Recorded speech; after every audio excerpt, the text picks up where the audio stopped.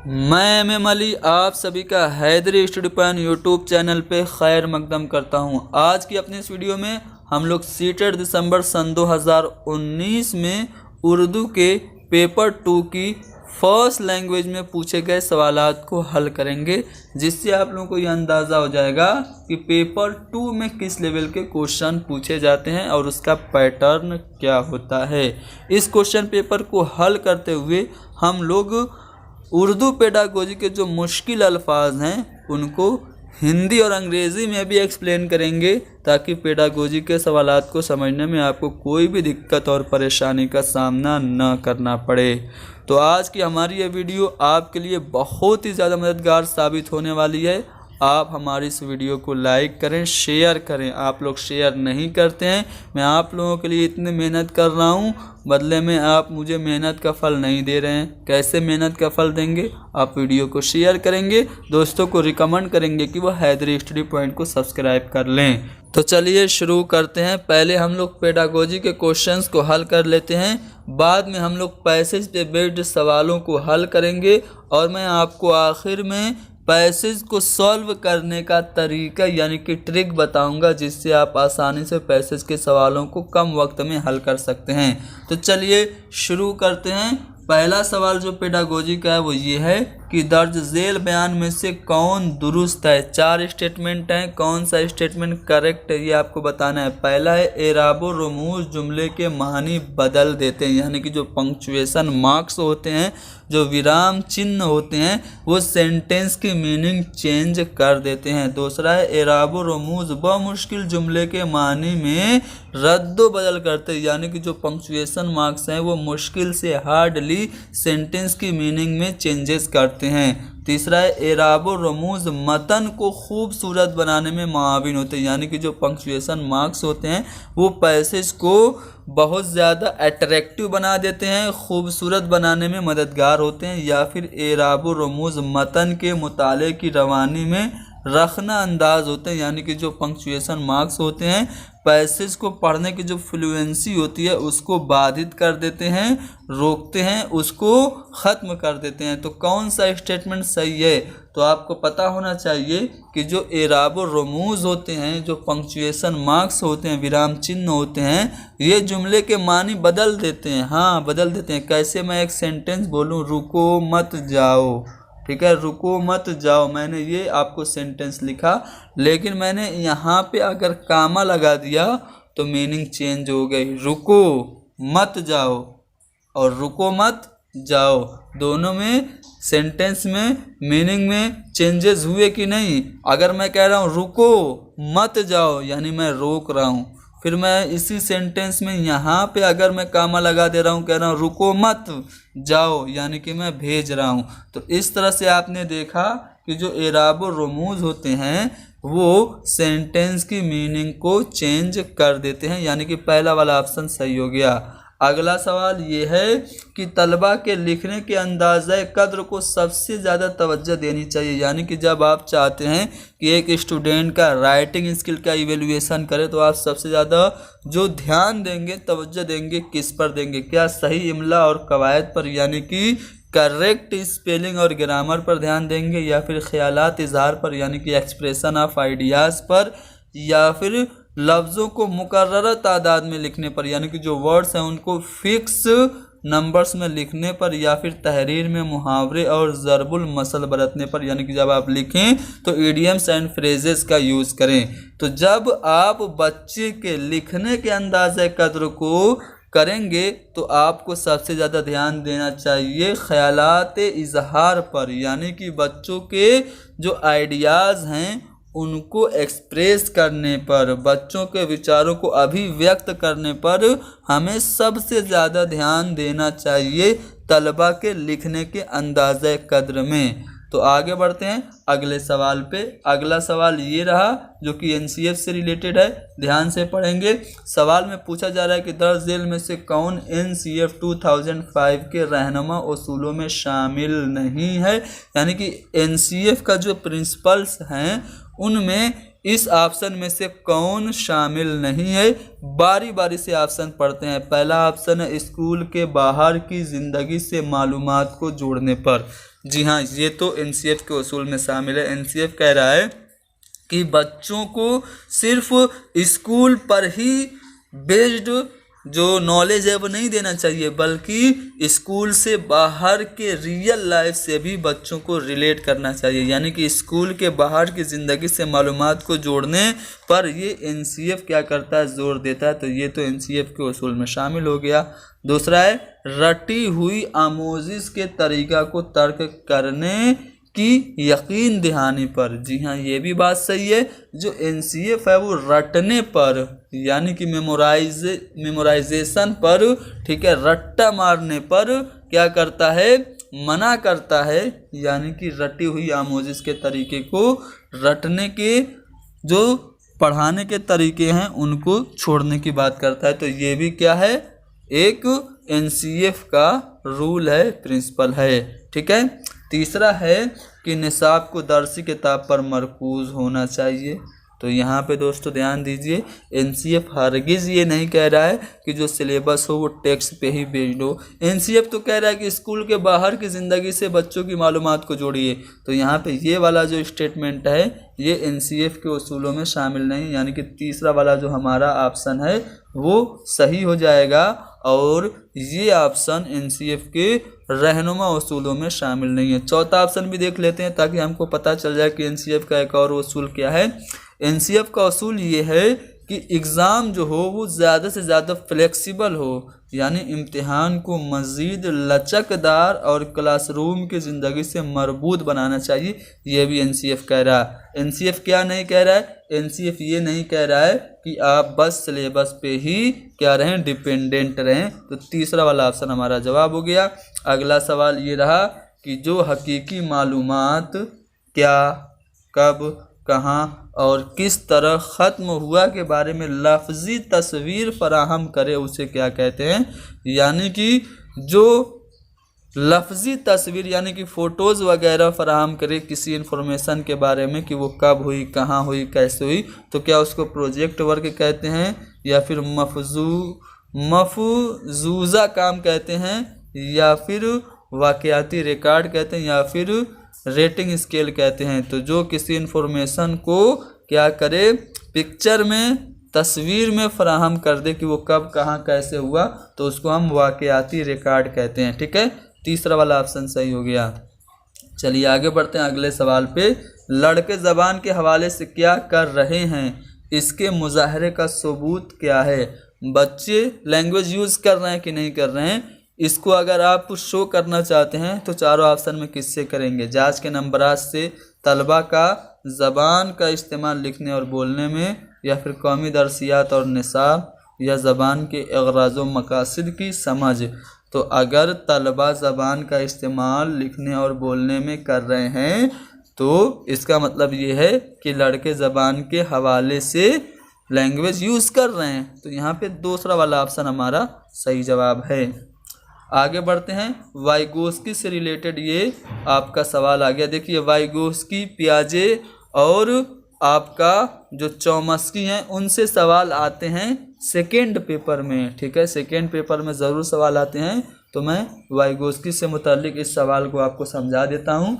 पूछा ये जा रहा है कि वाइगोस्की के मचान बंदी मफरूज़ा के मुताबिक ज़बान के आमोज़गारों को दो दो के जोड़ों और ग्रुपों में काम करने का मौका फराहम करना चाहिए, क्यों। जो वाइगोस्की हैं उन्होंने अपने सोशियो कल्चरल डेवलपमेंट थ्योरी में एक कंसेप्ट दिया जिसका नाम है स्कैफोल्डिंग। तो स्कैफोल्डिंग ये कह रहा है कि जो लर्नर्स हैं उनको ग्रुप बना के या दो दो के जोड़ों में काम करने की अपॉर्चुनिटी देनी चाहिए। क्यों ऐसा वाइगोस्की कह रहे हैं, क्योंकि उस्ताद के काम की देखभाल आसान हो जाती है, या फिर तलबा के दरमियान तामुल यानी कि इंटरेक्शन, अंतःक्रिया उस्ताद को आराम करने का मौका देती है, या फिर समाजी तामुल यानी कि सोशल इंटरेक्शन ऐसे ठोस ज़राए फराहम करते हैं जिनके ज़रिए आमोजिश होती है यानी कि अधिगम होता है, लर्निंग होती है, या फिर इस तरह के समाजी तामुल आमोज़गारों को ज़बान की आमोजिश से मुनहरिफ कर देते हैं, फेर देते हैं। तो यहाँ पे जो वाइगोस्की हैं वो कह रहे हैं कि इसका फोल्डिंग बच्चों को देना चाहिए, दो दो के ग्रुप में काम करने का मौका देना चाहिए। क्यों कह रहे हैं? इसलिए कह रहे हैं क्योंकि जब बच्चे दो दो के ग्रुप में या फिर एक साथ इंटरेक्ट करेंगे, सामाजिक अंतक्रिया करेंगे, तो इससे क्या होगा? ठोस ज़राए फराहम होगा, यानी कि जो आपका कॉन्क्रीट एक कंसेप्ट बच्चों के सामने होगा जिससे बच्चे आसानी से सीख सकेंगे। तो इसीलिए स्कैफोल्डिंग का कंसेप्ट वाइगोस्की ने दिया, क्योंकि इससे समाजी तामुल ऐसे ठोस ज़राए फराहम करते हैं जिनके ज़रिए आमोजिश होती है। तो यहाँ पे थर्ड वाला ऑप्शन हमारा सही जवाब हो गया। ठीक है, आगे बढ़ते हैं अगले सवाल पे। अगला सवाल ये है कि इब्तिदाई आवाज़ों और उनके मिलाप के बजाय आसान और सादा जुमलों से ज़बान की तदरीस का आगाज़ किया जाता है। इसका मतलब यह है कि यानी कि जब आप लैंग्वेज की टीचिंग स्टार्ट करते हैं तो आप क्या करते हैं? इब्तिदाई आवाज़ों और उनके मिलाप के बजाय आसान और सादा जुमलों से ज़बान की तदरीस शुरू करते हैं। तो इसका मतलब क्या है? तो इसका मतलब ये है कि तरसील मुकम्मल जुमलों पर मबनी होती है। पहला वाला ऑप्शन हमारा सही जवाब है। ठीक है, आगे बढ़ते हैं अगले सवाल पे। ये भी अच्छा सवाल है, ध्यान से सुनेंगे।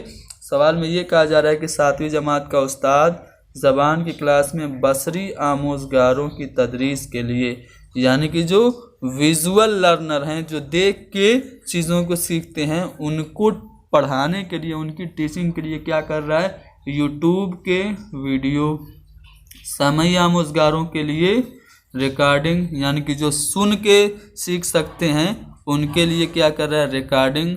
और हरकी आमोज़गारों के लिए, यानी कि जो मोटर लर्नर हैं, उनके लिए क्या कर रहा है? तामुली खेल, यानी कि इंटरेक्टिव गेम का इस्तेमाल कर रहा है। तो उस्ताद के इस्तेमाल करदा तमाम मल्टीमीडिया अफराद की ज़रूरतें पूरी करता है।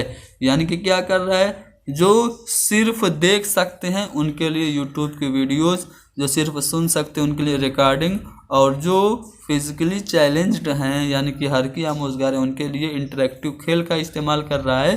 तो ऐसा अगर टीचर कर रहा है तो कौन सी ज़रूरतों को पूरा कर रहा है? लिसानी फ़र्क, आमोज़शी अंदाज, या फिर आमोज़शी खामियाँ, या फिर मुस्तनद मवाद। तो यहाँ पे आमोज़शी अंदाज बी वाला ऑप्शन हमारा सही जवाब होगा।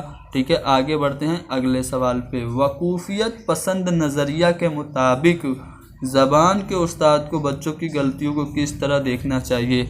जो आजकल कंस्ट्रक्टिव अप्रोच है वो क्या कह रहा है? बच्चों की जो मिस्टेक्स है वो उसको कैसे देखनी चाहिए?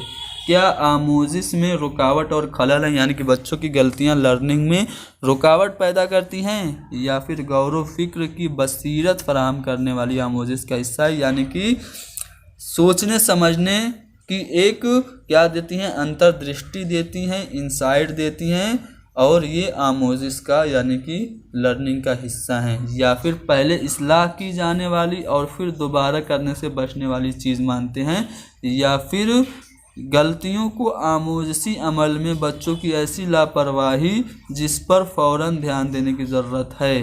तो यहाँ पे ध्यान देना है आपको, जो गलतियाँ होती हैं ना, वो शिक्षण अधिगम प्रक्रिया का एक अभिन्न अंग होती हैं। ये गलतियाँ बच्चों को अंतर्दृष्टि देती हैं, ये गलतियाँ बच्चों के सीखने में मददगार होती हैं। तो यहाँ पे अगर हम इस लिहाज से देखें तो दूसरा वाला ऑप्शन सही हो जाएगा। ठीक है, क्योंकि वकूफ़ियत पसंद नज़रिया के मुताबिक ज़बान के उस्ताद को बच्चों की गलतियों को गौर व फिक्र की बसीरत फराहम करने वाली आमोजिश का हिस्सा के तौर पर देखना चाहिए। तो यहाँ पे दूसरा वाला ऑप्शन हमारा करेक्ट होगा। चलिए, मुर्तकज़ समाअत यानी ध्यान से सुनना किसके साथ होता है? तवज्जो के साथ, तहम्मुल के साथ, ज़ाब्ता के साथ, या फिर बेहतरी के साथ। तो बहुत ध्यान से सुनना उसको मुर्तकज़ समाअत कहते हैं। तो ये तवज्जो के साथ होता है। पहला वाला ऑप्शन सही हो गया। ठीक है, अब 120वां सवाल है कि खामोश मुतालिया से आमोज़गार सबसे कम क्या हासिल करेंगे? आप चुपचाप कोई चीज़ पढ़ रहे हैं बिना आवाज़ किए, सिर्फ नज़रों से आप कोई चीज़ पढ़ रहे हैं, तो इससे सबसे कम क्या होगा, लफ्ज़ियात, वोकेबलरी, कवायद, ग्रामर, बोलने की महारत, पढ़ने की महारत। अब जब आप चुपचाप पढ़ रहे हैं यानी आवाज़ नहीं कर रहे हैं, तो आपकी जो बोलने की महारत है वो कम डेवलप करेगी। ठीक है, तो यहाँ पे तीसरा वाला ऑप्शन सही है। आप लोग सोच रहे होंगे कि 110 से 120 ही तक कराया, 20 के सवालात क्या गए पीछे के, तो पीछे के सवालात यहाँ पे हैं। ठीक है, क्वेश्चन नंबर 6 यहाँ पे देख लीजिए, माहिराना अंदाज में पढ़ना नहीं होता है, तामीरी, तख़य्युली, तरक्की पसंदाना या फिर इरादी या अमदी। तो इरादी और अमदी जो होता है वो माहिराना अंदाज में पढ़ना नहीं होता है। ठीक, आगे बढ़ते हैं अगले सवाल पे। कहा जा रहा है कि दर्ज झेल में से किसका ताल्लुक तौसीई मुताले से यानी कि एक्सटेंसिव रीडिंग से या एक्सटेंसिव स्टडी से नहीं है। पहला है यह मुताले को ज़्यादा फरहत बख्श बनाता है। दूसरा ऑप्शन है ये गहरी तफहीम के लिए बित तफसील यानी कि डिटेल से मुताले में मुआविन होता है। तीसरा ऑप्शन है ज़बान की आमोजिश में मुआविन यानी कि मददगार होता है। चौथा है यह मुतालिया मतन को यानी कि पैसेज को कुल्ली तौर पर समझने के लिए होता है। तो यहाँ पे जो तौसीई मुतालिया है उसका ताल्लुक दूसरे वाले ऑप्शन से नहीं है, यानी कि अगर ये कहा जाए कि ये गहरी तफहीम के लिए भी तफसील मुताले में मुआविन होता है, तो ये इसका ताल्लुक तौसीई मुतालिया से नहीं है। तो दूसरा वाला ऑप्शन हमारा सही जवाब होगा। चलिए आगे बढ़ते हैं अगले सवाल पे। तो लिखने के अमली रवैये की तवज्जो किस पर होनी चाहिए। जो प्रोसेस अप्रोच है राइटिंग का, उसमें जो अमली रवैया जो है उसकी तवज्जो किस पर होना चाहिए। सिर्फ तरीके अमल पर यानी कि सिर्फ मेथड पर, या फिर सिर्फ मासल यानी कि रिज़ल्ट पर भी, या तरीके अमल और मासल दोनों पर। तो लिखने के अमली रवैये की तवज्जो तरीके अमल और मासल दोनों पर होनी चाहिए। ठीक है, आगे बढ़ते हैं अगले सवाल पे जो कि पेडागोजी का आखिरी सवाल है। फिर हम पैसेज पे बेस्ड क्वेश्चंस को सॉल्व करने का आपको तरीका बताएंगे। कहा जा रहा है कि ज़बान की दरसियात में अदब की शमूलियत का सबसे अहम उन्सुर क्या है। लैंग्वेज की टीचिंग में जब हम लिटरेचर को भी शामिल कर देते हैं तो इसका सबसे अहम उन्सुर क्या है। ऑप्शन है यह सिर्फ सुनने और बोलने की महारतों में इजाफा करता है। क्या जब हम लिटरेचर को शामिल कर देते हैं लैंग्वेज की टीचिंग में तो सिर्फ इससे लिसनिंग और स्पीकिंग स्किल डेवलप होती है, या फिर यह मुस्तनद मवाद होता है, यानी कि लिटरेचर को ज़बान की क्लास में शामिल करने से ऑथेंटिक टॉपिक मिल जाता है, या फिर यह दूसरी तहज़ीब के समझने में तलबा को मदद मिलती है, या फिर अपने ज़ाती रद्द अमल के यानी कि पर्सनल पॉइंट ऑफ व्यू के एक्सप्रेशन में इजहार में तलबा की हौसला अफजाई करता है, यानी कि उनको मोटिवेट करता है। तो यहाँ पे अगर आप लोग देख रहे होंगे, अगर आप लोगों ने दिमाग लगाया होगा तो यहाँ पे पहला छोड़ के तीनों सही लग रहा होगा, यानी कि जब हम ज़बान की दरसियात में अदब को शामिल करते हैं तो इससे हमें मुस्तनद मवाद भी मिलता है। हम दूसरी ज़बान के अदब को अगर क्या कर रहे हैं, दूसरे कहीं के लिटरेचर को, या फिर जैसे हम नॉर्थ में रह रहे हैं हम साउथ के लिटरेचर को अगर ज़बान में शामिल करते हैं तो इससे हमें दूसरी तहज़ीब को समझने में भी मदद मिलती है, और हम लिटरेचर के ज़रिए अपने जो पर्सनल एक्सपीरियंसेस हैं उनको क्या कर पाते हैं, एक्सप्रेस भी कर पाते हैं। तो यहाँ पे आपको लग रहा होगा कि तीसरा, दूसरा, तीसरा और चौथा तीनों सही है, लेकिन इसमें तो एक ही सही होना चाहिए। लेकिन सीटेट ने क्या किया है, पहला वाला सही माना है, लेकिन पहला वाला तो बिल्कुल गलत है। कहा जा रहा है कि ज़बान की दरसियात में अदब की शमूलियत का सबसे अहम उन्सुर पूछा जा रहा है। तो अगर मैं यहाँ पे इस क्वेश्चन में थोड़ा सा करेक्शन कर दूँ और यहाँ पे मैं लिख दूँ कम, तो यहाँ पे जो पहला वाला ऑप्शन है वो सही हो जाएगा। मेरे हिसाब से यहाँ पे मिस प्रिंट हो गया है सीटेट के द्वारा, यहाँ पे कम होना चाहिए था।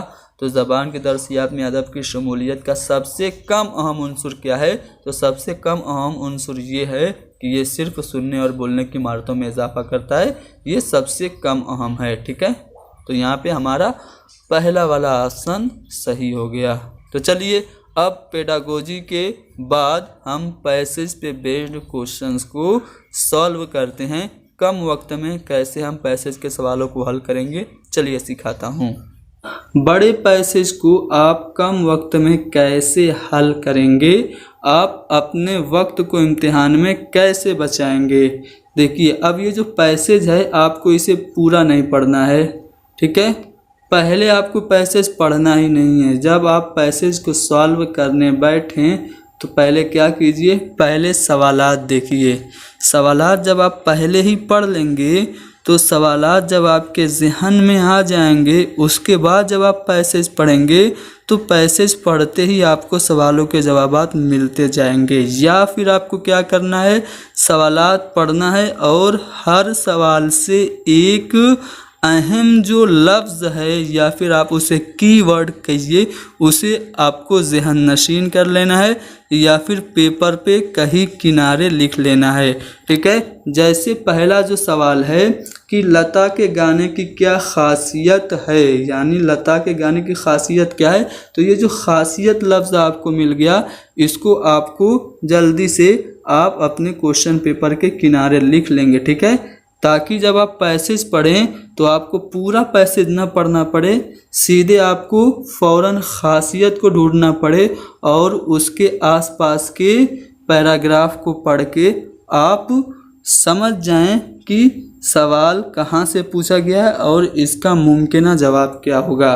तो चलिए मैं आपको करके दिखाता हूँ। पहले आप देखिए, यहाँ पे पहला सवाल है कि लता के गाने की खासियत क्या है, तो हमने खासियत को कीवर्ड उठा लिया, याद कर लिया।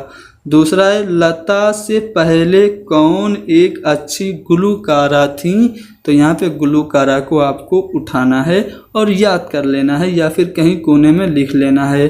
तीसरा है लता के गानों में कौन सी कैफियत पाई जाती थी, तो कैफियत लफ्ज़ को आपको ज़हन में बैठा लेना है। उसके बाद लता के गानों में क्या है, तो यहाँ पे अगर आप ऑप्शन देखें, कभी कभार ऑप्शन की भी आप मदद ले सकते हैं। तो ऑप्शन में आप देख सकते हैं हम आहंगी, हम आमेजी या फिर बुलंद आहंगी, ये तीन जो ऑप्शन है वो एक जैसे हैं। तो आपको पैसेज में फ़ौरन ये ढूंढना है कि इस तरह से लिखे हुए अल्फाज हैं कि नहीं है। ठीक है, उसके बाद अगला सवाल जो है वो आपके सामने ये है कि लता के गानों में कौन से जज्बात की अक्कासी मुअस्सिर अंदाज में होती है, तो जज्बात या फिर अक्कासी आपको ज़हन में बैठा लेना है। उसके बाद अगला सवाल कि लता के गीत के दो लफ्ज़ों का फासला किससे भरा हुआ है, लता के गीत के दो लफ्ज़ों का फासला किससे भरा हुआ है, ये सवाल है आपका। तो फासला आपको ज़हन में रखना है। ठीक है, उसके बाद कुछ सवाल जो ऐसे भी होंगे जिनको आपको पैसेज पढ़ने की ज़रूरत ही नहीं पड़ेगी। ठीक है, आप बिना पैसेज पढ़े उसको हल कर लेंगे। जैसे लफ्ज़ की जमा अल्फाज हो जाएगी। अब अल्फाज अरबी जमा है, आप कहेंगे ऑप्शन में ही नहीं है, तो लफ्ज़ की उर्दू जमा ढूंढिए, तो लफ्ज़ की उर्दू जमा जो होगी वो लफ्ज़ों हो जाएगी। ठीक है, तो यहाँ पे हमने पैसेज नहीं पढ़ा, पहले ही एक सवाल का जवाब हमने पा लिया। ठीक है, दूसरा है मुश्किल का मुतज़ाद, मुश्किल यानी कि डिफ़िकल्ट, उसका अपोजिट क्या होगा, ईजी होगा। ईजी को हम क्या कहते हैं, आसान कहते हैं। ठीक है, तो यहाँ पे देख सकते हैं आसान आपका ऑप्शन में है, लेकिन उसके मुकाबले एक और ऑप्शन है सहल। ठीक है, तो मुश्किल का उल्टा जो होगा वो सहल नहीं बल्कि आसान होगा, जो आमतौर से इस्तेमाल होता है। तो मुश्किल का मुतज़ाद आसान आप जवाब देंगे। ठीक है, अब देखिए लता की मकबूलियत का राज क्या है, तो मकबूलियत को आपको पकड़ लेना है। अब हम आते हैं पैसेज पे। ठीक है, कुछ कीवर्ड आपने कोने में लिखे होंगे। ठीक है, मैंने लिखे नहीं हैं, लेकिन आपने पेपर जब आपको हल करना है तो लिख लेना है। ठीक है, अब कीवर्ड को लिख लेना है। पहला जो कीवर्ड आपने लिखा था वो क्या था, खासियत था। अब आपको पैसेज पढ़ना है। ठीक है, पैसेज को पूरा पढ़ना नहीं है, सीधे सरसरी निगाह डालनी है। आपको स्कैनिंग करना है और देखना है कि खासियत कहाँ दिख रहा है। खासियत यहाँ से आपको दिख गया, आप उससे पहले के सेंटेंस को पढ़िए। लता के गाने की एक और ख़ासियत यह है कि उसकी आवाज़ की लताफत, यानी लता के गाने की एक ख़ासियत और है उसकी आवाज़ की लताफत, यानी कि लता के गाने की ख़ासियत क्या हो गई। ऑप्शन में देखिए लता के गाने की ख़ासियत क्या है, उसकी आवाज़ की लताफत, आपको जवाब मिल गया। ठीक है, उसके बाद आपने गुलकारा जो लफ्ज़ था उसको याद किया था एज ए कीवर्ड, तो यहाँ पे आपको फ़ौरन गुलूकारा मिल जाएगा। अगले 2-3 लाइन में गुलूकारा यहाँ पे मिल गया। उससे पहले का सेंटेंस पढ़िए। लता से पहले सिंगर नूर जहाँ भी एक अच्छी गुलूकारा थी। तो अब यहाँ पे ऑप्शन में आएंगे तो लता से पहले कौन एक अच्छी गुलूकारा थी? आपको जवाब मिल गया नूर जहाँ थी। ठीक है। उसके बाद अगला सवाल कि लता के गानों में कौन सी कैफियत पाई जाती है? कैफियत एज ए कीवर्ड आपने याद किया और फ़ौरन आपने जब पैसेज पे नज़र दौड़ाया तो आपको मिल गया ये कैफियत लफ्ज़। आप उससे पहले का सेंटेंस पढ़ेंगे कि लेकिन लता के गानों में नरमी और बेखुद कर देने वाली कैफियत पाई जाती है। तो अब ऑप्शन में आते हैं, लता के गाने में कौन सी कैफियत पाई जाती है? नरमी और बेखुद कर देने वाली कैफियत पाई जाती है। चौथा वाला ऑप्शन होगा। लता के गानों में क्या है? तो मैंने आपको इस जैसे अल्फाज ढूंढने के लिए कहा था, तो पैसेज में आप नज़र दौड़ाइए जल्दी से। जब आप देखेंगे तो यहाँ पे आपको बुलंद आहंगी मिल गया। पूरा सेंटेंस पढ़ेंगे। लता के गानों की एक और खुसूसियत उसकी बुलंद आहंगी है। तो लता के गानों में क्या है? एक बुलंद आहंगी है। तीसरा वाला ऑप्शन सही हो गया। ठीक है। अब चलिए आगे बढ़ते हैं अगले सवाल पे। लता के गानों में कौन से जज्बात की अक्कासी मौसिर अंदाज में होती है? तो जज्बात और अक्कासी आपको मैंने कीवर्ड बताया था। अब ढूंढिए जल्दी से जज्बात आपको कहाँ मिल रहा है। ठीक है।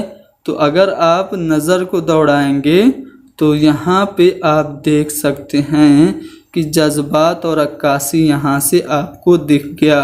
पूरे सेंटेंस को पढ़िए। ये मान लिया गया है कि लता के गानों में दर्द भरे जज्बात की अक्कासी मुअस्सिर अंदाज में होती है।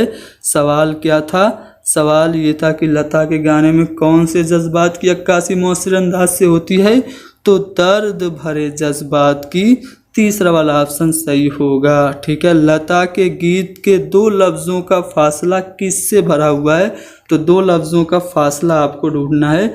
2 लफ्ज़ों का फासला कहाँ पे है? ठीक है।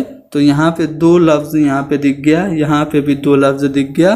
तो इस सेंटेंस को पढ़िए। उसके गीत के 2 लफ्ज़ों के बीच का फासला तरन्नुम से इस तरह भरा हुआ है कि दोनों लफ्ज़ एक दूसरे में समाये हुए महसूस होते हैं।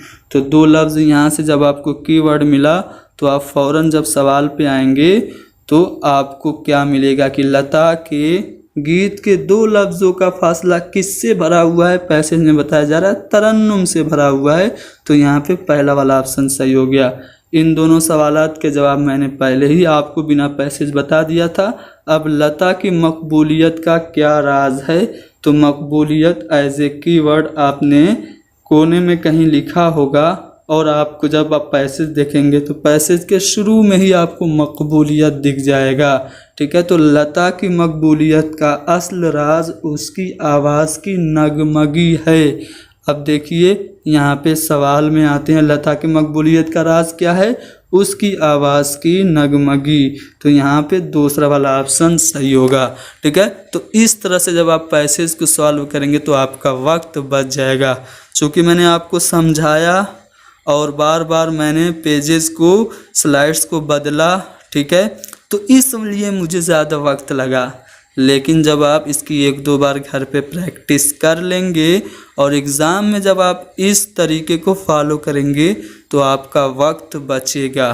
तो जब कभी भी आप पैसे सॉल्व कीजिए तो पहले क्वेश्चंस पढ़िए। क्वेश्चन से कुछ कीवर्ड या फिर पूरे क्वेश्चन को ही अपने ज़हन में बैठा लीजिए और फिर पैसेज पे सरसरी निगाह डालिए। जैसे ही क्वेश्चन का कीवर्ड आपको दिखे उसके आगे पीछे के सेंटेंस पढ़िए, फ़ौरन आपको जवाब चुटकी में मिलेगा। ठीक है। चलिए आगे बढ़ें। अब एक और पैसेज है जो कि पोएट्री है। ठीक है। पोएट्री में भी आप ऐसे ही कर सकते हैं। अगर छोटा सा पैसेज है तो आप पहले पैसेज भी पढ़ सकते हैं, लेकिन जब बड़ा पैसेज हो तो पूरा पैसेज आपको नहीं पढ़ना। पहले आप एक बार पूरा पैसेज पढ़ेंगे, टाइम बर्बाद होगा। फिर क्वेश्चन पढ़ेंगे, फिर आप उस क्वेश्चन के आंसर के लिए फिर से पैसेज पढ़ेंगे। तो इस तरह से वक्त ज़ाया हुआ ना, तो पहले आप पैसेज ना पढ़ के क्वेश्चन देखिए, ठीक है। चलिए आते हैं यहाँ पे भी, ठीक है। किसके तस्करे न करने की बात कह रहा है शायर। तो यहाँ पे तस्करा लफ्ज़ हमको ढूंढना है पैसेज में। तो चलिए मैं आपको सीधे आता हूँ तस्करा।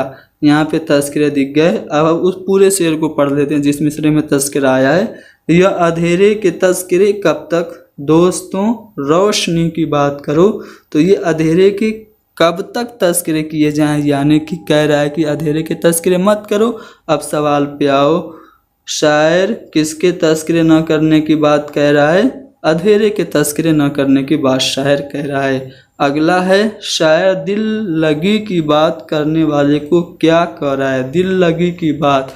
अब दिल लगी की बात यानी कि आपको दिल लगी लफ्ज़ ढूंढना है जो कि आपको फ़ौरन मिल जाएगा। अहले महफिल उदास बैठे हैं, अब कोई दिल लगी की बात करो। सवाल में आपसे पूछा गया है कि शायर दिल लगी की बात करने को क्यों कह रहा है, क्यों, क्योंकि अहले महफिल उदास बैठे हैं, यानी कि तीसरा वाला ऑप्शन हमारा सही जवाब होगा। आगे बढ़ें अगले सवाल पे।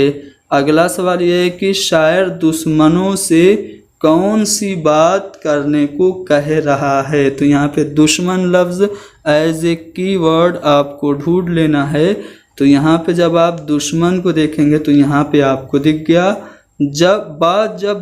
बात जब है कि दुश्मनों से भी जब करो दोस्ती की बात करो, यानी कि शायर दुश्मनों से भी दोस्ती की बात करने की कह रहा है। तो इसलिए यहाँ पे देखेंगे तो चौथा वाला ऑप्शन दोस्ती आपको दिख जाएगा।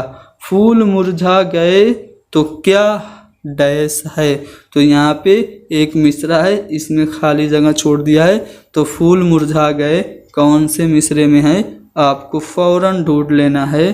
तो यहाँ पे आप देख सकते हैं, फूल मुरझा गए तो क्या गम है। तो ये जो गम लफ्ज़ है इसी को शायर ने गायब करके खाली जगह बनाई थी। तो हमारा जो जवाब होगा वो क्या हो जाएगा, गम हो जाएगा। फूल मुरझा गए तो क्या गम है। तो यहाँ पे खाली जगह में गम भरा जाएगा। अब यहाँ पे देखिए, अब जो इतना पैसेज हमको पढ़ना था हमने पढ़ लिया। अब इस सवाल के लिए पैसेज पढ़ने की हमें ज़रूरत ही नहीं है। क्यों हम पैसेज पढ़ के टाइम बर्बाद करें, सीधे सीधे दोस्ती का मुतज़ाद आपका दुश्मनी हो जाएगा। अगला सवाल यह है कि शेर के दूसरे मिसरे में शायर रोने वालों से क्या कह रहा है। अब आएंगे हम उस पैसेज पर जिससे मुताल्लिक सवालात हम लोग हल कर रहे हैं। जब आप देखेंगे तो उसमें जो पहला शेर है उसके दूसरे मिसरे में रोने वालों की बात हो रही है। तो शायर क्या कह रहा है, रोने वालों हंसी की बात करो। यानी कि शायर रोने वालों से किसकी बात करने के लिए कह रहा है, हंसी की। तो जब आप आएंगे सवाल पे और ढूंढेंगे कि हंसी की बात किस ऑप्शन में है, पहले वाले ही ऑप्शन में है। यानी कि शेर के दूसरे मिसरे में शायर रोने वालों से हंसी की बात करने को कह रहा है। तो देखा आपने, हमने बहुत ही आसानी से पैसेज के 15 सवालात हल कर लिए ना। मुझे एक्सप्लेन करने में वक्त लगा, लेकिन आप इसकी प्रैक्टिस करेंगे तो आप बहुत ही कम वक्त में इन 15 सवालात को जो कि पैसेज से मुताल्लिक होंगे हल कर लेंगे।